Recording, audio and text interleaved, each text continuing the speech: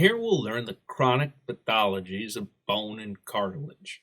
Start at table. To note that we'll learn about disorders of bone loss, such as osteoporosis, bone destruction, such as Paget's disease, nutritional deficiency disorders that cause bone pathology, like osteomalacia, and endocrinopathies that cause bone disease, like hyperparathyroidism.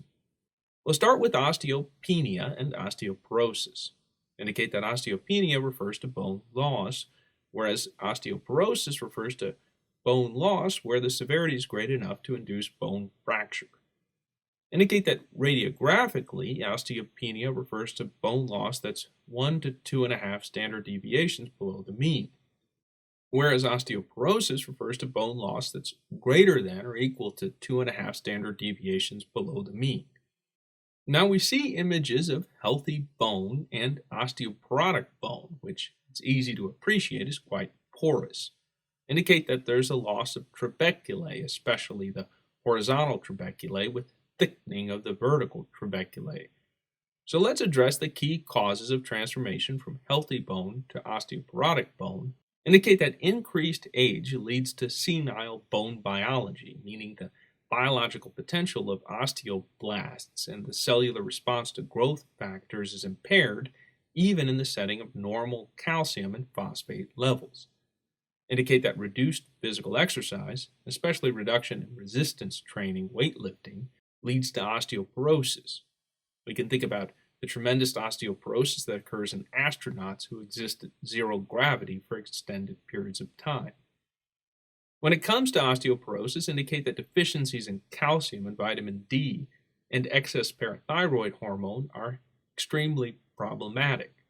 There are numerous causes for these deficiencies and for hyperparathyroidism. Along these lines, indicate that postmenopausal women have a reduction in estrogen that leads to accelerated bone loss via increase in bone resorption at a faster pace than bone formation. Now indicate that genetic factors play a key role as well. Especially important is rankle. We'll see that it's been a key target in the reduction of bone loss. Finally, indicate two key modifiable risk factors for osteoporosis: tobacco abuse and glucocorticoid, meaning steroid administration. Indicate that osteoporosis leads to fractures that can cause skeletal deformities such as lumbar lordosis and kyphoscoliosis, or such manifestations as pulmonary embolism. Consider that bone marrow has hematopoietic cells that can form clots and embolism. Thus, asymptomatic screening is important. Two key modalities are DEXA scan and quantitative CT, computed tomography. So let's use the therapeutics of osteoporosis to review its pathogenesis. Physical exercise, specifically weight bearing, calcium with vitamin D supplementation, bisphosphonates, which are bone resorption inhibitors, and calcitonin to increase bone mass. Estrogen replacement. Again, estrogen reduction leads to bone resorption at a greater rate than formation, but this is complicated by cardiovascular side effects of estrogen replacement. Along similar lines, raloxifene is used. It's a selective estrogen receptor modulator. Teriparatide is used. It's a human parathyroid analog, a synthetic form of parathyroid hormone, but there's worry about its risk of causing osteosarcoma. Then indicate that denosumab is also used. It's a rankle inhibitor. Now let's address Paget disease, also referred to as osteitis deformans, which creates increased but disordered bone mass. Indicate that the presenting symptom is often of skull thickening with hearing loss. We can solicit this history if we ask about an increase in hat size. Show that on histopathological slide, the lamellar bone forms a classic mosaic pattern. The key to this pathological finding is the breakdown and rebuilding that occurs in the disease process. So indicate that there are three phases: osteolytic, in which osteoclasts are the prominent finding, they break down the bone; mixed, in which there's both osteoclast and osteoblasts, and which ends up with a predominance of osteoblasts building up the bone. Although this sounds promising, as shown, the bone is osteosclerotic, which means it has a disordered jigsaw-like pattern from the prominent cement lines, which makes it thick but unstable.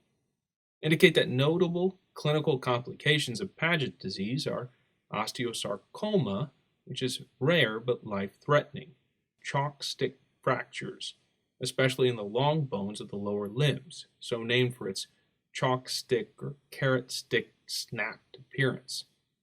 We also show heart failure because the hypervascular bone forms a shunt. In essence, there's a high output heart failure that can arise from Paget disease. Next, we draw a lion's head to remember that a syndrome of lion face can occur when the skull thickens so greatly that it's hard to hold upright. And we show a sagittal MRI of the brain to see how this can lead to central nervous system compression. Specifically, there's platymasia, flattening of the skull base, and ultimately basilar invagination, where the odontoid tip projects up into the foramen magnum. Next, let's address renal osteodystrophy, which is the term for the bone pathology that accompanies chronic renal disease. Indicate the renal corpuscle, then the proximal tubule, nephron loop, distal tubule, and collecting duct. We include the renal arterial and venous vasculature as well for reference. Indicate that in renal tubular disease there's acidosis. This drop in pH results in demineralization of bone. Specifically, it dissolves hydroxyapatite, causing a softening and instability of bone. Then show that in chronic renal failure there's a loss of activated vitamin D, and thus a reduction in calcium.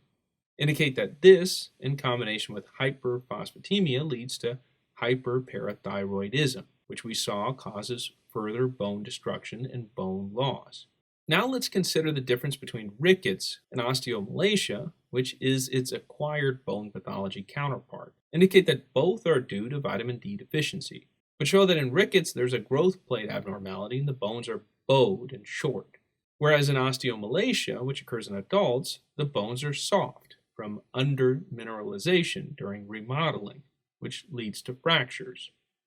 Now indicate that hyperparathyroidism is an important cause of bone pathology. Show a histological section. Encircle an osteoclast, which we can see is chewing up bony matrix. So let's recall some basic physiology of bone remodeling. Draw an osteoblast. Show that both vitamin D and parathyroid hormone, PTH, stimulate osteoblasts to secrete factors that promote osteoclastogenesis. Specifically show that they promote the release of rankle, an osteoprotogerin ligand, which is in the tumor necrosis factor family, TNF family. It stimulates differentiation from pre-osteoclast to osteoclasts, which we draw as dome-shaped. We show its site of active bone resorption, including the bony matrix. As we can imagine, if left unchecked, hyperparathyroidism leads to unabated osteoclast-mediated destruction of bone. This concludes our diagram.